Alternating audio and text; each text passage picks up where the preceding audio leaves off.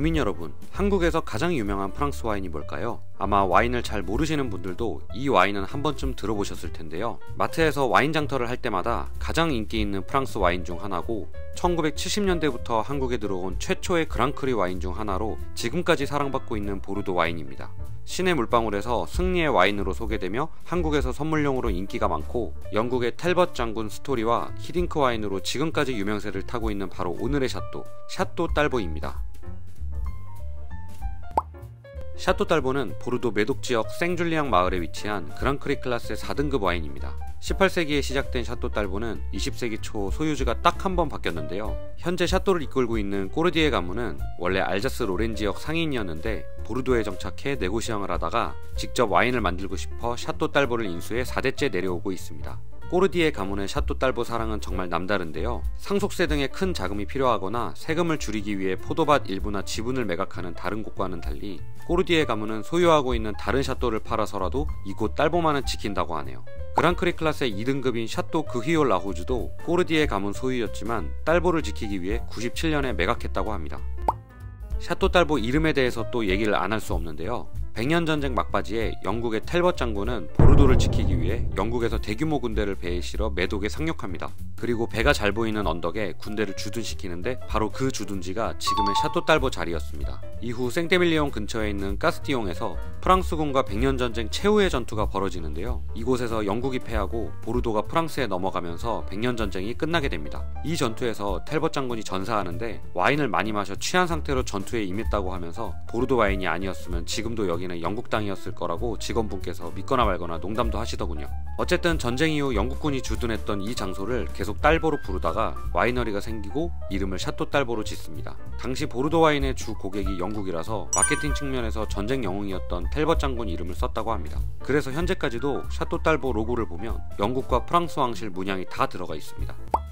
샤또 딸보를 설명할 때 2002년 월드컵 얘기를 또 안 할 수가 없죠. 한국이 16강을 확정 지은 뒤 히딩크 감독이 인터뷰에서 98년산 샤또 딸보를 한잔하면서 쉬고 싶다 라고 한 이후 지금까지도 히딩크 와인으로 불리며 사랑받고 있습니다. 직원분께 이 스토리를 알고 있냐고 여쭤보니까 알고 있다고 하면서 당시 와이너리에서도 갑자기 한국 매출이 폭발한 것을 굉장히 의아했다고 합니다. 이렇게 한국 매출이 폭증하면서 당연히 샤또 딸보는 한국을 좋아할 수밖에 없는데요. 샤또 딸보의 한국 사랑은 입구에서도 확인할 수 있습니다. 보통 샤또 입구에는 여러 나라 깃발들이 걸려있는 걸 볼 수 있는데 바로 이곳에 당당하게 태극기가 걸려 있습니다. 보통 특정 국가 손님이 방문할 때 환영의 의미로 해당 국기를 걸어주는 경우가 종종 있어서 혹시 저희가 온다고 걸어놨냐고 물어보니까 그게 아니고 항상 태극기가 걸려 있다고 합니다. 재밌는 건 예전에는 지금 태극기 자리에 중국 국기가 걸려 있었는데 2년 전부터 태극기로 바꿨다고 합니다. 샤또 딸보가 무려 150여 개국에 수출되고 있는데 그중 한국이 순위권에 들어간다는 게 괜히 뿌듯했습니다.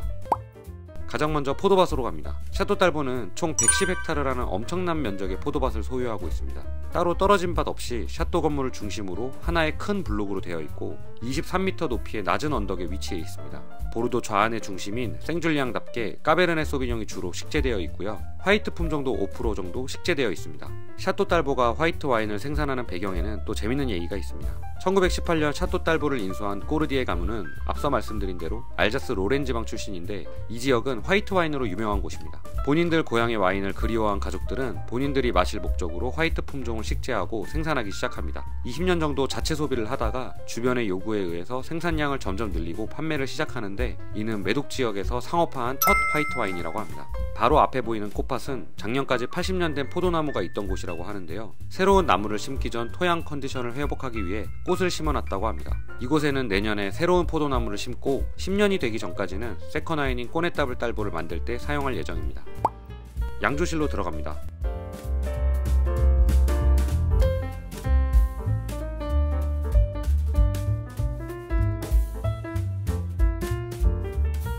샤또 딸보에는 양조를 위해 큰 오크통과 스테인리스 통을 사용하는데요. 프리미엄 와인인 샤또 딸보는 큰 오크통에, 세컨 와인인 꼬네따블 딸보는 스테인리스 통에서 양조를 진행합니다. 지금 보이는 큰 오크통은 박셀별로 각각 따로 제작된 것이고요. 20년에 한 번씩 통을 갈아준다고 합니다. 매년 한두 개씩 바꾸는데 그래서 각각의 색깔이 살짝 다르고 모양도 조금씩 다른 걸 확인할 수 있습니다. 숙성실로 갑니다.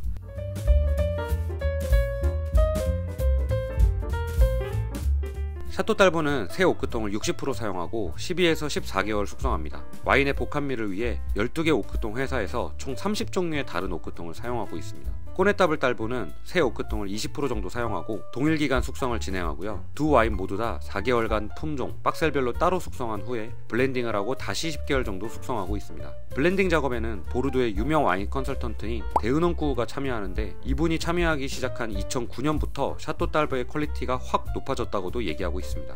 이 숙성실은 6년의 공사 기간을 거쳐 2015년에 완공된 특별한 곳인데요. 특이하게 생긴 기둥은 나무를 상징하고 천장은 하늘, 그리고 불을 끄면 별도 보이게끔 해놨습니다. 벽에는 거울을 두어서 끝없는 나무숲을 표현하고 싶었다고 합니다. 샤또 딸보는 2018년 코르디에 가문의 소유 100주년 기념 와인을 위해서 특별한 와인병을 제작하는데, 이 병에 새겨진 모양이 바로 이 숙성실의 나무 기둥입니다. 드디어 시음실로 갑니다.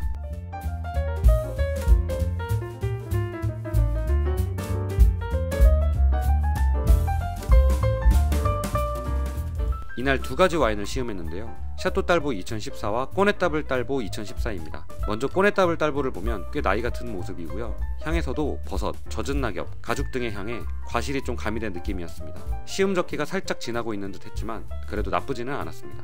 두 번째로 샤또 딸보 2014입니다. 확실히 색이 조금 더 어둡고 어린 느낌입니다. 향도 훨씬 중후하면서 아직 과실이 짱짱하게 느껴지고 다양한 향신료와 우아한 오크향이 올라오는 게 아주 좋았습니다. 입에서도 텍스처가 아주 부드럽고 타닌이 과하지 않게 잘 녹아있는 게 시음 적기로 이제 접어드는 듯 합니다. 앞으로 2-3년 뒤에 정점을 찍을 것으로 생각이 되지만 지금 마시기에도 아주 만족스러웠습니다. 샤또 딸보에 방문하시면 와인도 직접 구입이 가능합니다. 물론 제 생각엔 한국의 와인 장터가 조금 더 저렴할 것 같긴 한데요. 이곳에서는 빈티지가 좀 오래된 것도 구할 수 있으니까 기념으로 하나 사셔도 좋을 것 같습니다.